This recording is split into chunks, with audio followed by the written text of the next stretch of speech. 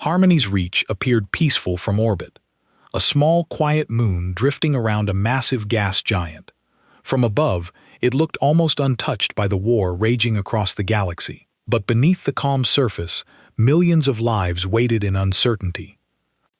Temporary shelters covered the landscape like scattered seeds, stretching across the plains and valleys. Inside those fragile structures lived 12 million refugees, families who had lost their homes, their worlds, and everything they once knew.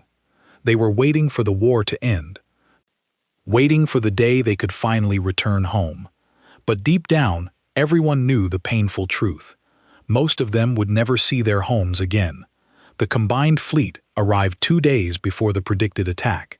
Human warships immediately moved into defensive formations, while coalition vessels began preparing emergency evacuation routes, ready for the worst-case scenario. But Commander Taiyang refused to consider retreat. This was where they would make their stand. They would protect Harmony's Reach. They would win here, or they would die defending it. On the surface, Lieutenant DeHaan led his Marine unit toward the refugee settlements. The soldiers moved with absolute precision, establishing defensive lines around the camps and preparing for the enemy's arrival. The Marines were intimidating, even by human standards. Towering figures in advanced combat armor, they looked less like soldiers and more like walking machines of war. Their heavy weapons and reinforced suits made them appear almost unstoppable. The refugees watched them silently. Some felt hope for the first time in years. Others looked at the armored giants and wondered if these powerful warriors were just another threat. Then a small figure stepped forward. A young alien child approached DeHaan's position. She was tiny compared to the humans, with bright compound eyes and delicate antennae moving nervously above her head. She stared up at the massive soldier for several seconds, studying him with innocent curiosity. For a moment, the battlefield disappeared. There was no war, no enemies, just a child trying to understand the strange human who had come to protect her. Then she spoke in broken galactic standard. "Are you going to hurt us?" Dehai removed his helmet so she could see his face. "No, little one. I am here to keep you safe, I promise." The child's antenna twitched. "You are scary." "I know," Dehai said gently. "But sometimes scary things protect you from worse things. The bad guys are coming. But we will stop them, okay?" The child thought about this. Then she reached out and touched his armor plate. It was warm from the sun. "Promise, promise," DeHaan said. He meant it with every part of his being. In orbit, Captain Minho briefed his strike force pilots. 20 human fighters and 6 coalition ships. They had trained together for 3 days. It was not enough time, but it would have to be. "Remember," Minho said, his voice calm over the comm system, "we are faster and tougher than them, but they have numbers and strange technology. Stick to your wingmates. Trust the coalition sensors. They can see things we cannot." A Velis pilot named Ka spoke up nervously. "What if we fail? What if we die? Then we die protecting people who need us," Minho replied. "There are worse ways to go, but I would rather we live, so let us be smart and keep each other alive." "Deal, deal," the pilots said together, human and alien voices mixing. Dr. Hai set up medical facilities on the surface and in orbit. She trained coalition medics in emergency procedures. One young Tellian doctor was shaking so badly he could barely hold his instruments. "I am not ready," he said. "I have never treated battle wounds. I have never seen someone die." Yuri put a gentle hand on his shoulder. "None of us are ready. I have done this many times and I am still not ready. But we do it anyway, because people need us. You will be afraid. That is normal. But you will also save lives. Focus on that. What if I make a mistake? What if someone dies because of me? Then you learn from it and do better next time." "Here," he said. "But doing nothing guarantees death. Trying gives hope. Always choose trying." On the Indomitable's bridge, Taiyang watched sensor displays with Quilvin beside her. He had refused to evacuate. If the humans were staying, he would stay too.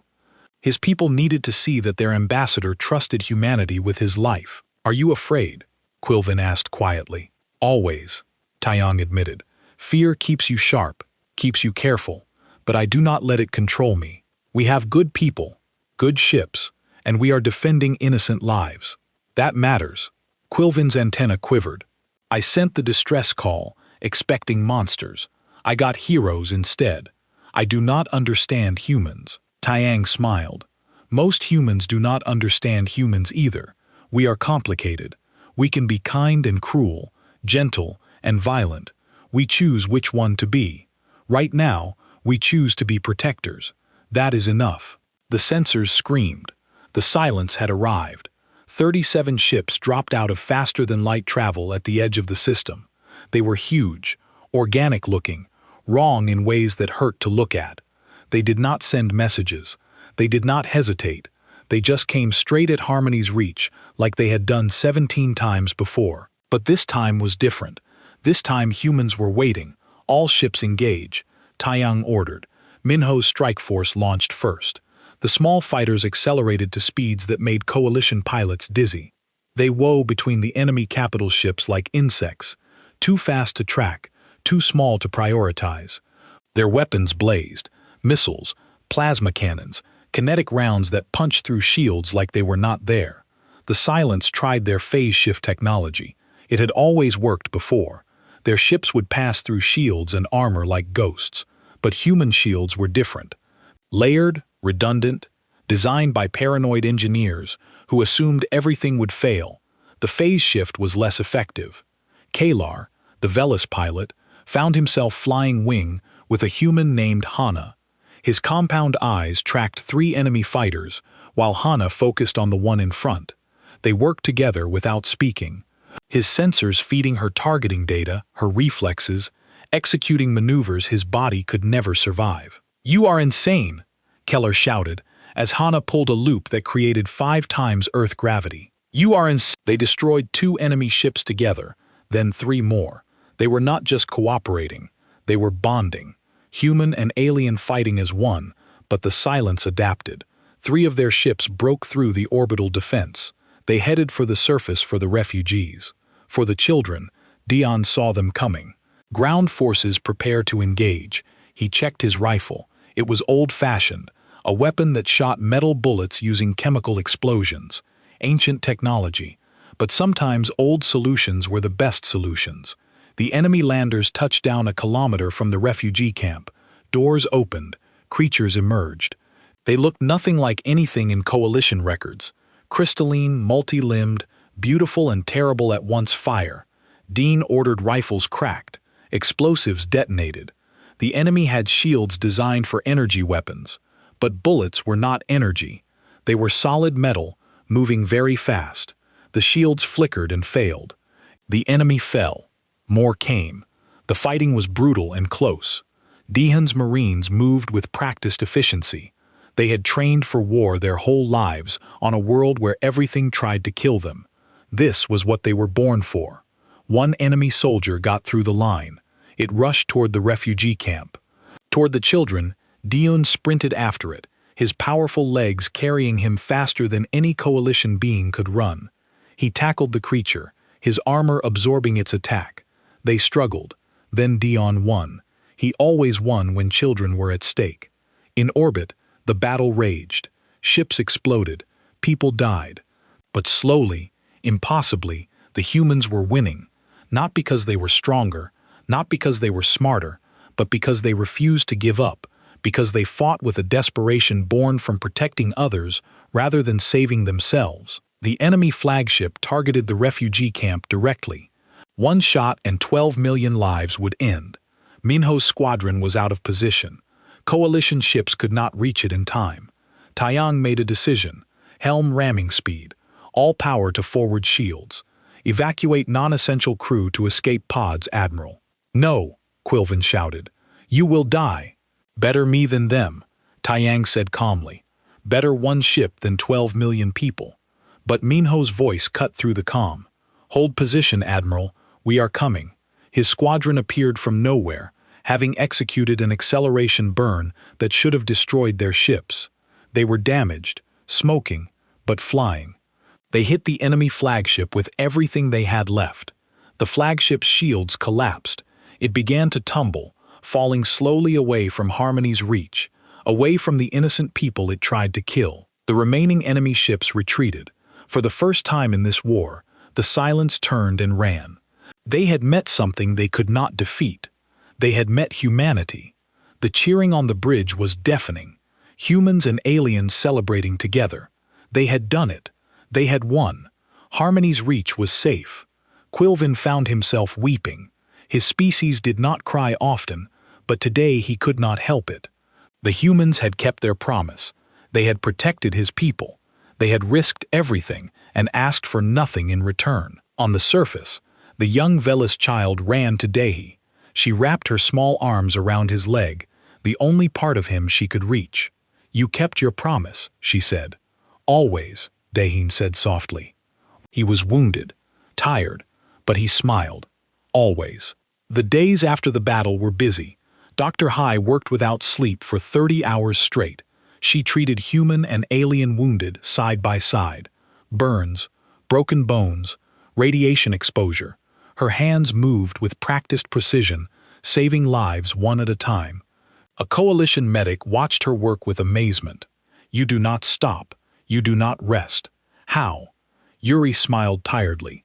"Because they need me. When people stop needing me, then I rest. Not before, but you are human. You need rest more than we do. Your body requires it." "My body will survive," Harry replied. "Humans are very good at pushing past our limits when necessary. Earth taught us that. Now hand me that regeneration device. This patient is not stable yet." Commander Jian was busy too. She studied debris from destroyed Silence ships. The technology was unlike anything she had seen. Biological grown instead of built. The ships were alive in some way. Scholar Vin helped her analyze the data. He had overcome his fear of humans and now worked alongside Jian daily. Together, they made discoveries the Coalition never could have made alone. "Look at this," Jian said, pointing to genetic sequences on her display. "The Silence are not native to this region of space. Their biology is adapted for different conditions. Higher radiation, lower gravity. They came from somewhere else." "Invaders," Vin said bitterly. "Conquering our space, maybe," Jian said slowly. "Or maybe refugees. Look at the ship design. Every system is redundant, over-engineered for survival. These ships were built by people who expected to lose power, to lose weapons, to lose everything except the ability to run. This is not an invasion fleet. This is an evacuation fleet." The idea was shocking. The Silent were not conquerors. They were refugees like the people on Harmony's reach. But if that was true, why the attacks? Why the killing? Jian spent days searching for answers. She analyzed attack patterns, target selection, timing, everything. And slowly, a picture emerged. "They are running from something," she told Taeyang and Quilvin. "Something terrible, something that made them desperate enough to attack without negotiation. They needed space, and they needed it fast, so they took it by force, because they had no time for diplomacy. That does not excuse what they did," Quilvin said, his voice hard. "They killed millions of my people." "No, it does not excuse it," Taeyang agreed. "But it explains it, and if we understand them, maybe we can talk to them. Maybe we can stop this war without more death. Talk to them." Quilvin's antenna trembled with anger after what they did. "Yes," Taeyang said firmly, "because on Earth, we learned a hard lesson. Violence only ends when someone chooses to stop. We can kill all of the Silence, maybe. But then what? What if more come? What if whatever they are running from comes for us next? We need answers, not just victories." The Coalition Council debated for days. Some agreed with Taeyang. Some wanted to hunt down every Silent ship and destroy them. The arguments grew heated, but finally Quilvin spoke. "Humans came here to help us," he said. "They asked for nothing. They risked everything. They died for our people. If they say we should try talking, then we try talking. I trust them." The vote was close, but it passed. They would attempt communication with the Silence. Taeyang assembled a small team, herself, Jian Quilvin, and Lieutenant Dion, whose job was to get them out alive if things went wrong. They took a single unarmed shuttle to the edge of silence territory. "This is insane," Dahun muttered. "We beat them once, and now we are serving ourselves to them on a plate." "Courage is not the absence of fear," Taeyong said. "It is doing what must be done despite fear. This must be done." They broadcast messages in every format they could think of. Mathematical proofs, visual patterns, chemical signals. The message was simple. "We want to understand. We want to talk. Please respond." They waited. 1 day, 2 days, 3. Quilvin began to think it was hopeless. Then on the 4th day, sensors detected a ship. It was smaller than the warships. It approached slowly, cautiously, and it sent a message, not an attack. A response. Jian worked frantically to decode it. The language was complex, multi-layered, but slowly meaning emerged. Running, survival, need space. Death follows, death follows. Taeyang sent back carefully. "What death? From where?" The response came faster this time. Along with it came an image, a section of space far beyond the galactic rim. And in that space, something was wrong. Stars were disappearing, not exploding, not fading, simply ceasing to exist, as if something was erasing them from reality itself. Jian stared at the data with growing horror. "This is not natural. This is not any phenomenon I have ever studied. This is something consuming entire star systems." They called it the consuming, and the silence was fleeing from it. Had been fleeing for generations. Their home stars were gone. Their colony worlds were gone. Billions of their people were dead. They came to coalition space not to conquer, but to survive. Quilvin felt sick. All this time, the silence were just trying to save their children. Just like the coalition, just like humanity would do if Earth was threatened. "How long until the consuming reaches this space?" Taeyang asked. The silence sent astronomical data. Ji calculated quickly. Her face went pale. 5 years, maybe 7. Then it will reach both silence and coalition space. It will reach human space too. The shuttle returned to coalition space with news that changed everything. The coalition and the silence were not enemies. They were 2 groups of refugees fighting over the same lifeboat. While a bigger threat approached them both, Taeyang presented the findings to an emergency session of the Coalition Council. She showed them images of the consuming of stars vanishing from existence, of the doom approaching them all. "We can keep fighting the silence," she said. "We can spend our energy killing each other, or we can work together to face the real enemy, because the consuming does not care who we are. It will erase us all equally." "But they killed our people," a counselor protested. "How can we forgive that?" "You do not have to forgive," Taeyang replied. "You just have to survive, and survival requires cooperation, not vengeance." Quilvin stood before the council, his body still showing stress colors. "I lost friends to the silence," he said quietly. "People I loved. I wanted revenge, but revenge will not bring them back. Nothing will. All I can do is make sure no one else loses what I lost. If working with the silence saves lives, then I will work with them. For my people. For all people." The debate lasted days. Half the coalition wanted alliance.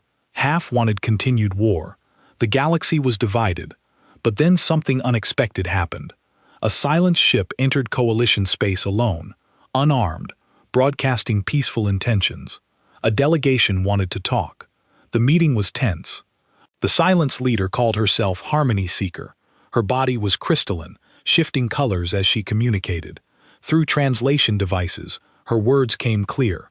"We are sorry," Harmony Seeker said. "We acted from fear and desperation. We killed your people to save ours. It was wrong. We know this. But we would do it again because we had no choice. We still have no choice. The consuming comes.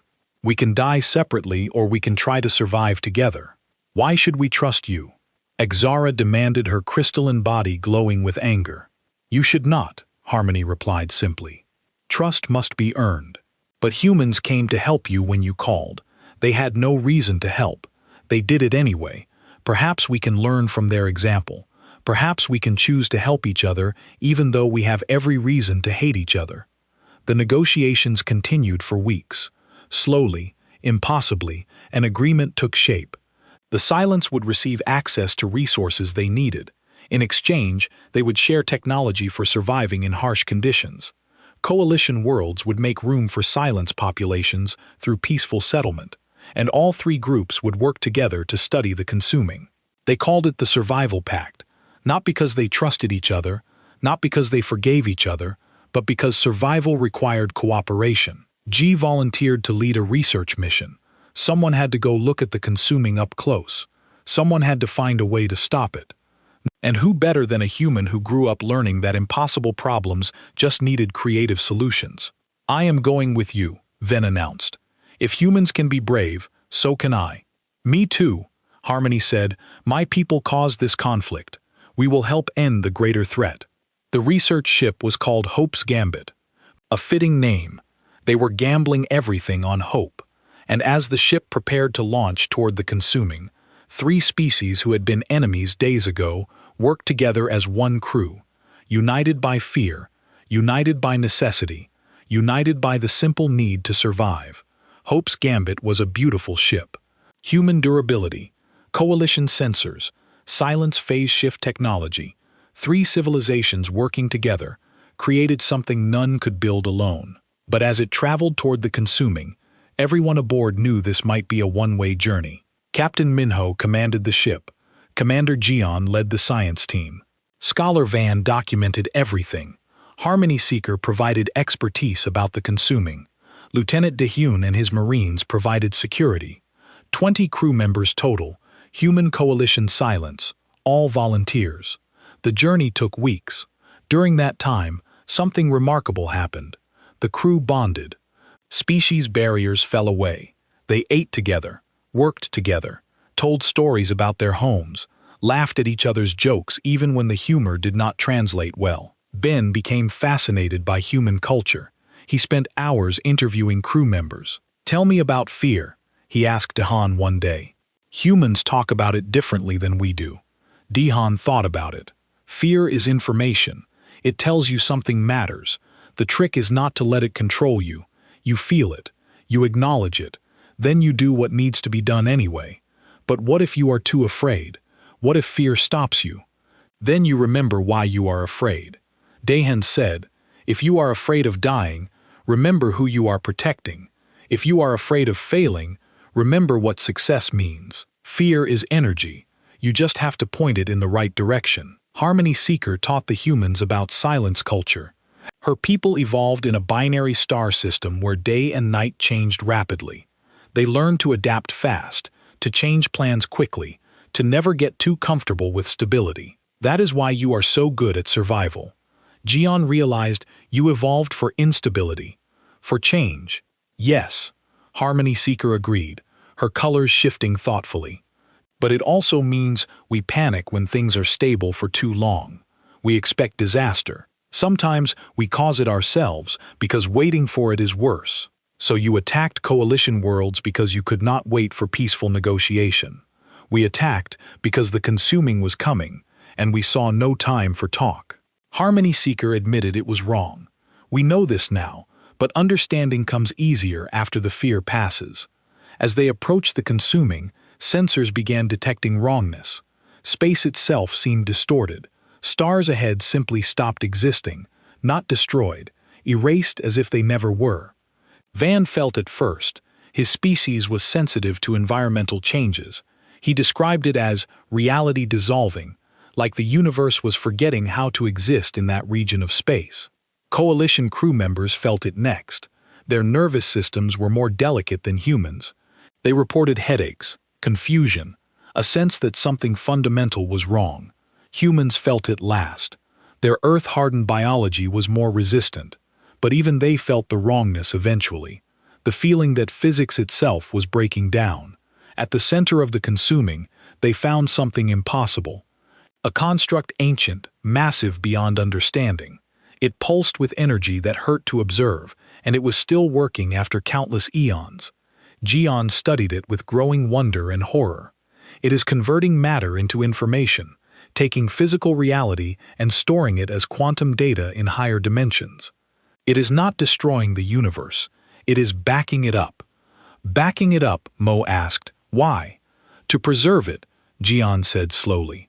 "Some ancient civilization built this to save the universe from heat death. They are converting everything into pure information that can survive forever. But they never programmed it to check if anyone was still living in the universe first.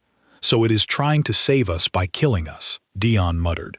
"That is the most terrifying thing I have ever heard." "Can we stop it?" Van asked nervously. "No," Jian said. "It is too big, too fundamental to space-time.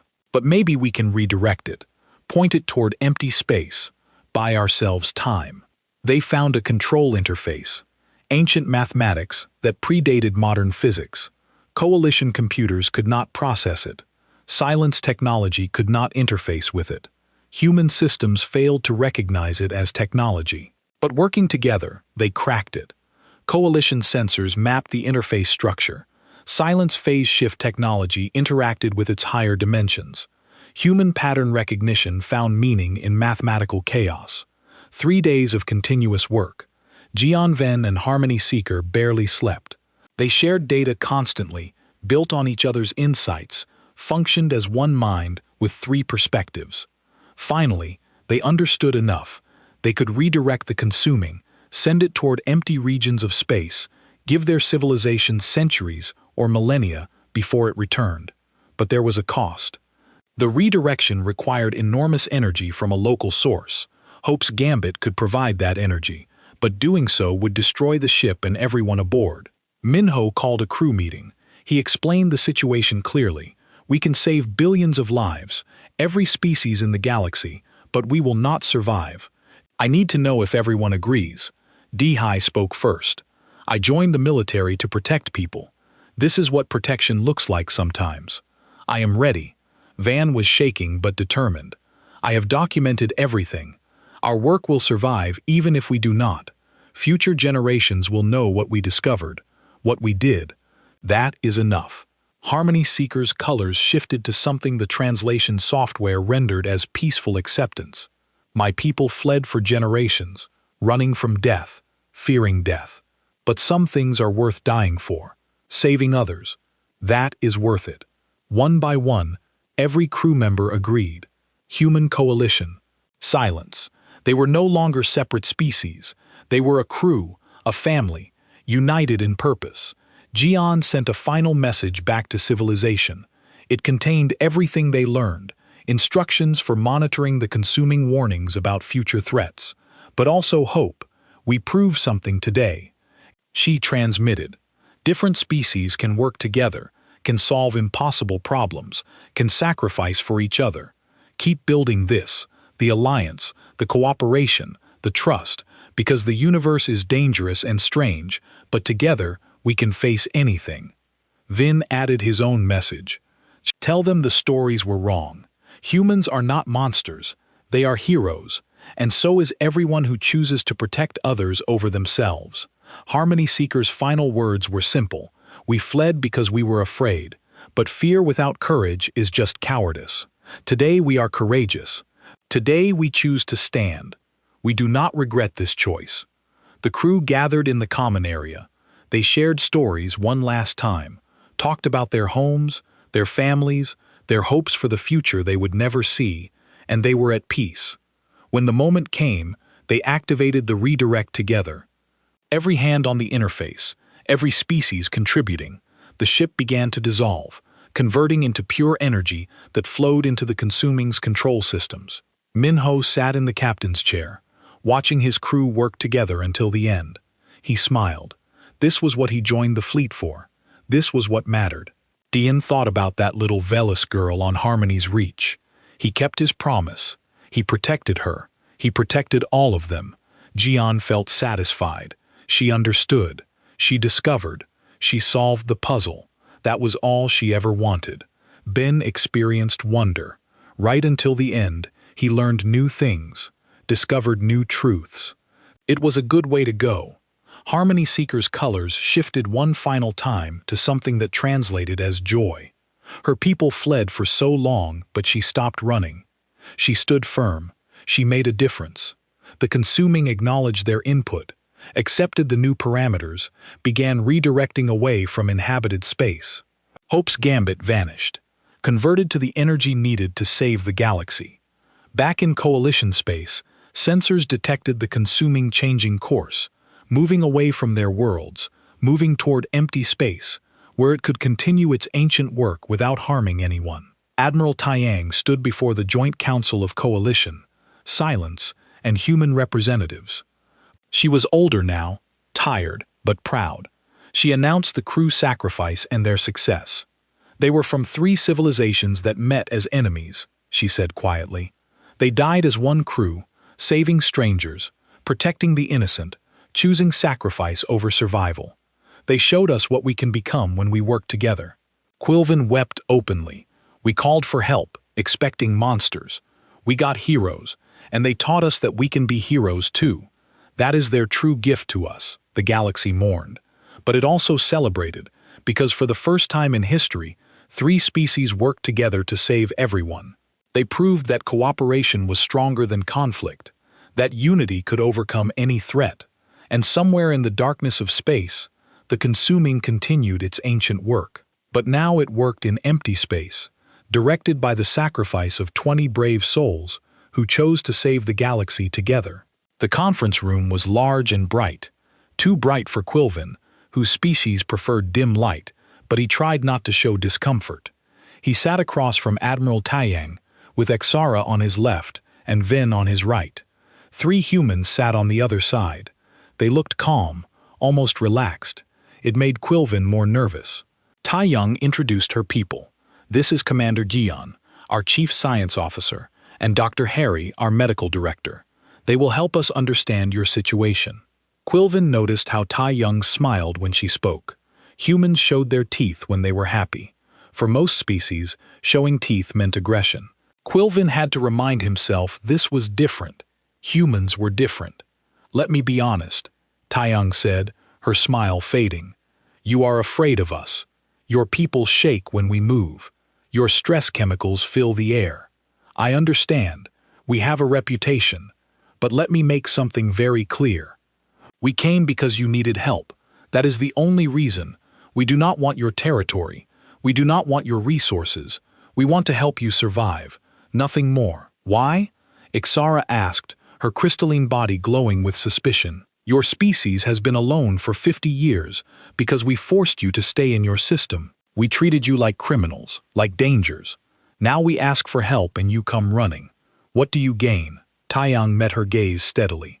On Earth, we have many cultures, many beliefs, but one thing almost all humans share is this. When someone needs help, you help them, especially when children are in danger. We saw your message. We saw those families, those children. After that, there was no question. We had to come. The room was quiet. Quilvin felt his translation device click nervously. This was not what he expected, not what any of them expected. Commander J. Yan opened a holographic display. Tell us about the Silence. Everything you know, how they fight, when they attack, what they want. Quilvin shared all the data, battle reports, sensor readings, attack patterns. Gon studied everything with intense focus. She asked strange questions, not about weapons or defenses. She asked about timing, about which worlds they attacked first, about what they left behind. They always attack at night, Gian said after an hour of analysis, local nighttime for each planet, and they avoid worlds with high radiation. They also never attack medical ships or distress signals. Why? Because they are monsters, said coldly.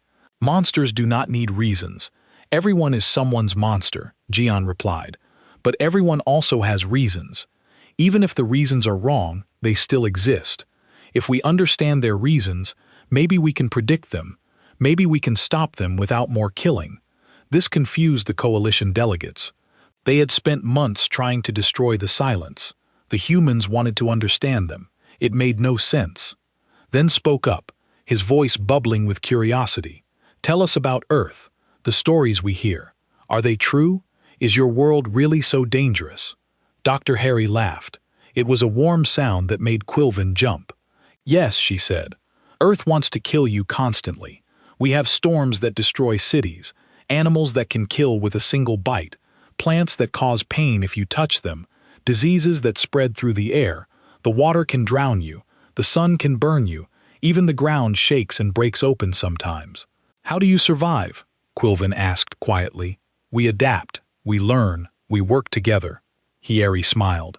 Earth taught us that life is hard, but it also taught us that life is precious. Every human understands this. We fight to protect life because we know how easily it can be lost. Your worlds are beautiful, gentle, safe. You never had to learn what we learned. That does not make you weak. It makes you fortunate. But now we are weak, said bitterly. We cannot fight. We do not know how. Then we teach you, Taiyang said simply. And you teach us. You have technology we can barely imagine. Science we are still learning. You have built a civilization that spans hundreds of worlds without war. That is strength we do not have. Together we are better than apart. The next 3 days passed in intense planning. Human and coalition officers worked side by side. At first it was awkward. Humans moved too fast, spoke too direct, seemed too comfortable with violence. Coalition members were too cautious, too formal, too afraid to make mistakes. But slowly things changed. A human pilot named Minho showed a Veltus officer how to execute emergency maneuvers. The Velrus officer, whose compound eyes could track multiple targets at once, showed Minho sensor techniques humans never considered. They learned from each other. In the medical bay, high-trained coalition doctors in trauma care. Your patients will be scared, she explained gently. Pain makes people act strangely. You must stay calm even when they are not. You must touch them even when they pull away. This is how you save lives. A young Tellian doctor asked nervously if humans ever felt fear.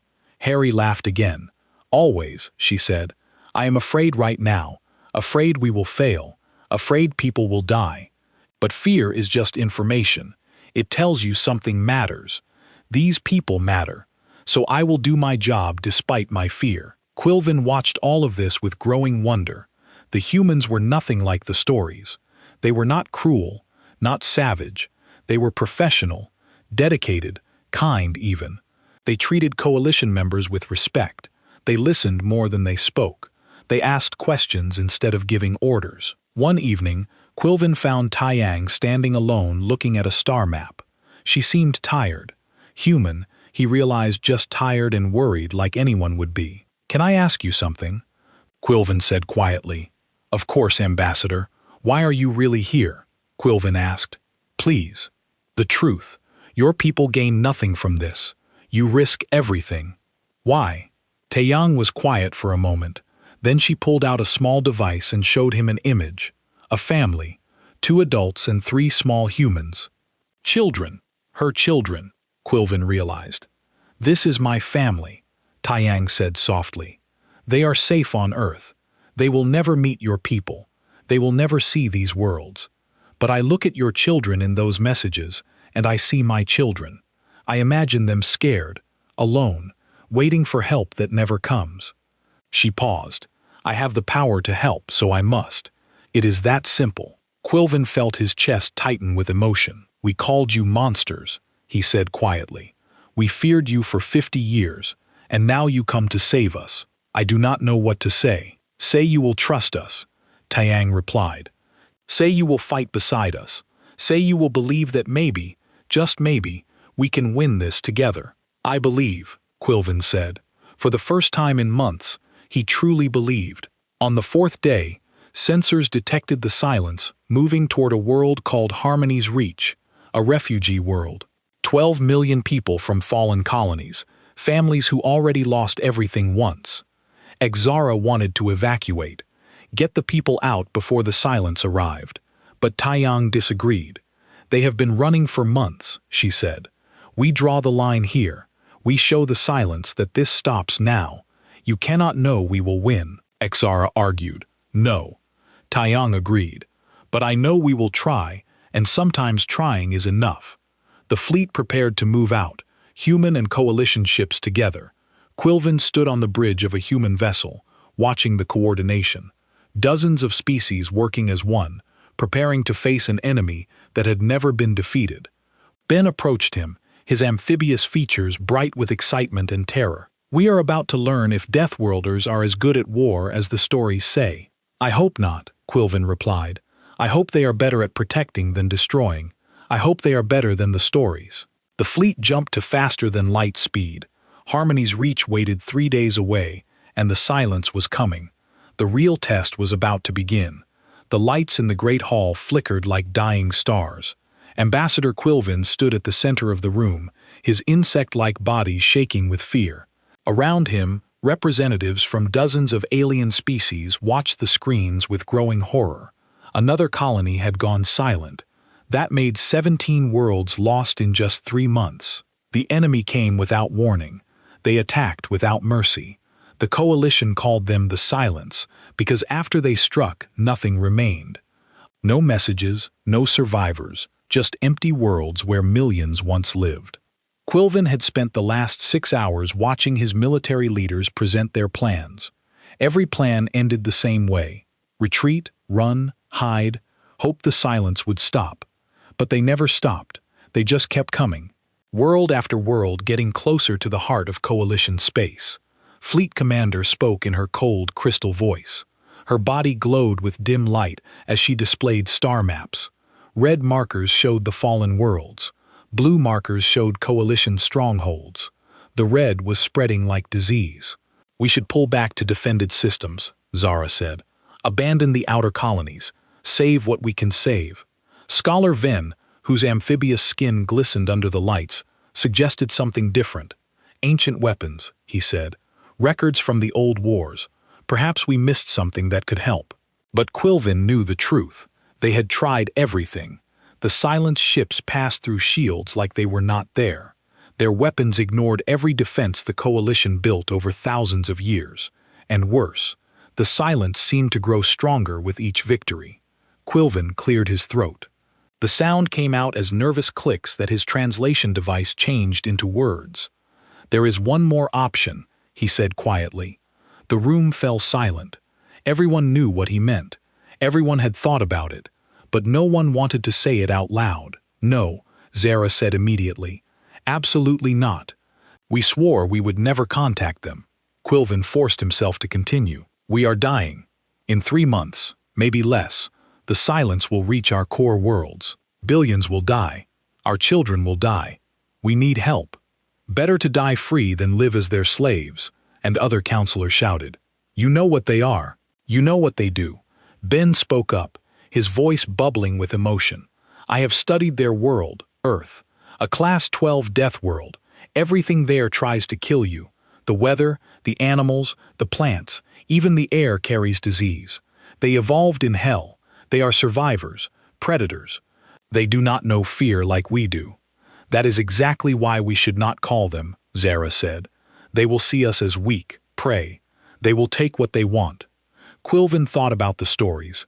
Every Coalition child learned about Earth and its people, how humans hunted animals larger than themselves, how they ate poison for fun, how they kept predators as pets, how they bonded with their own kind through something called violence. The Coalition quarantined Earth, not to protect Earth, but to protect everyone else. But Quilvin also remembered something else, a small detail in the old reports.